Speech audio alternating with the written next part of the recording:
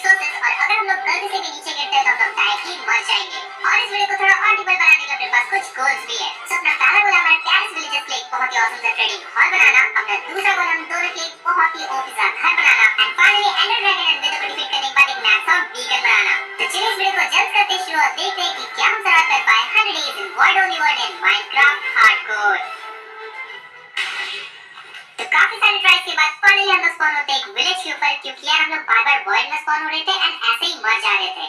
Then यार हमें village में काफी सारे विलेजेस एंड बहुत सारे घर और एक पेड़ भी दिख गया।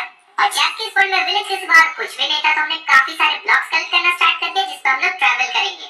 फिर यार हम लोग को एक चेस्ट भी मिल गया था एंड उसमें थोड़े बहुत ब्रेड्स थे तो उसको हमने जल्दी से ले लिया। एंड भाई से थोड़े बहुत ब्लॉक्स उधार लेने के बाद मैं चला गया अपने ट्री को माइन करने के लिए। और यार इस वर्ल्ड में कोई भी डर्ट या ग्रास ब्लॉक नहीं है और इसका मतलब ये हुआ कि ये वर्ल्ड का आखिरी ट्री है। फिर भी यार हमने एक सैपलिंग तो यहाँ से कलेक्ट कर ही ली, बाय चांस अगर हम लोग को कहीं से डर्ट मिल गया तो ये ट्री को माइन करने से हम लोग को यहाँ पे 5 फुट के लॉग एंड एक सैपलिंग मिल गई थी। तो जल्दी से हमने थोड़े बहुत प्लैंक्स बनाए, एक क्राफ्टिंग टेबल बनाया एंड 2 वुडन के पिकैक्स बना लिए।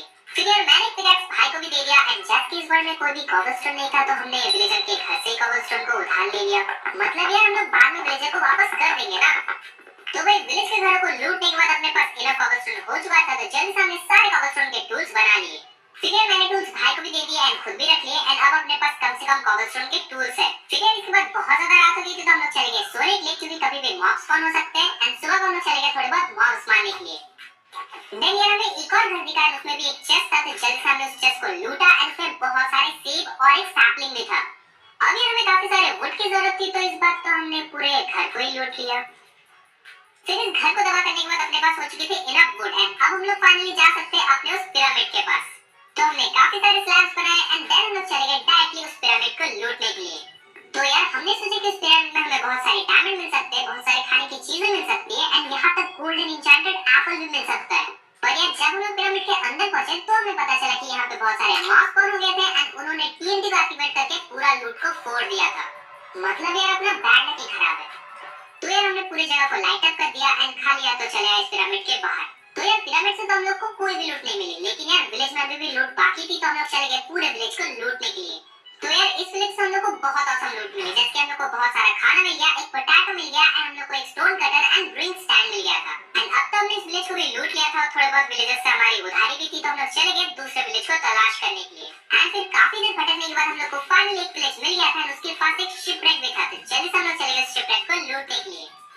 और भाई उस शिपरेक में हम लोग को इतना सारा ऑसम लूट मिला, मतलब पहले चेस्ट में हम लोग को काफी सारा कोल एंड बहुत सारा पेपर मिल गया था, दूसरे चेस्ट में हम लोग को थोड़े बहुत फेदर मिल गए थे एंड तीसरे चेस्ट में आयरन था।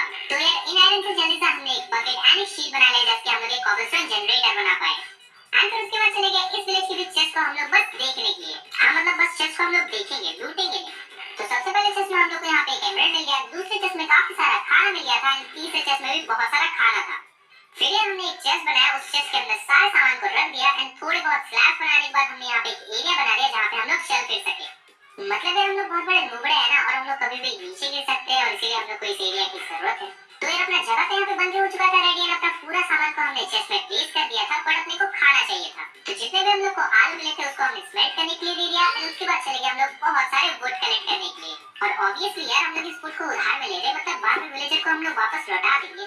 क्या मतलब कि हम लोग रोज यही बोलते हैं और कभी भी उनको वापस नहीं करते हैं। तो यार काफी सारे वुड को लूटने उधार लेने के बाद अपना खाना भी यहाँ पे स्मेल्ट हुआ था तो उसको भी हमने ले लिया। फिर यार अपने पास यहाँ पे एक बकेट तो था पर पानी नहीं था तो हम लोग चले गए पिछले विलेज में जहाँ पे हमें एक कॉल्ड्रॉन दिखा था। फिर यार विलेज पहुंचने के बाद हमने कॉल्ड्रॉन से पानी ले लिया एंड अब हम लोग को बस एक बकेट ऑफ वाटर चाहिए और अपने पास इनफिनिट सोर्स ऑफ वाटर होगा। देन घर आने के बाद हमने यहाँ पे बहुत सारे ब्लॉक्स कलेक्ट कर लिए एंड सारे ब्लॉक्स को हमने स्लैब में कन्वर्ट कर दिया। और फिर हम लोग चले गए अपने पास वाले ब्लैकस्मिथ के घर को लूटने के लिए, क्योंकि इसके घर में लावा भी था और चेस्ट में शायद बहुत अच्छा सामान भी हो सकता है। तो यार सबसे पहले तो हमने इस चेस्ट को ओपन किया एंड इस चेस्ट में बहुत सारे ऑब्सीडियन थे एंड थोड़े बहुत आयरन के आर्मर भी थे। तो यार इसको कलेक्ट करने के बाद हमने यहाँ पे एक बकेट ऑफ लावा भी कलेक्ट कर लिया एंड अब हम लोग फाइनली कॉबलस्टोन जनरेटर बना सकते हैं। फिर इसके बाद हम लोग को यहाँ पे एक ग्लास फर्नेस भी मिल गया था तो उसको भी हमने ले लिया क्योंकि बाद में विलेजर को आर्मर बनाने में काम आएगा। एंड फाइनली रात को हम लोग को एक बुक मिल गया था जो कि लेक्टन बनाने के काम आएगा। फिर ये नेक्स्ट डे की सुबह को हम लोग को यहाँ पे एक जंगल टेंपल मिल गया तो हम लोग जल्दी से खुश होकर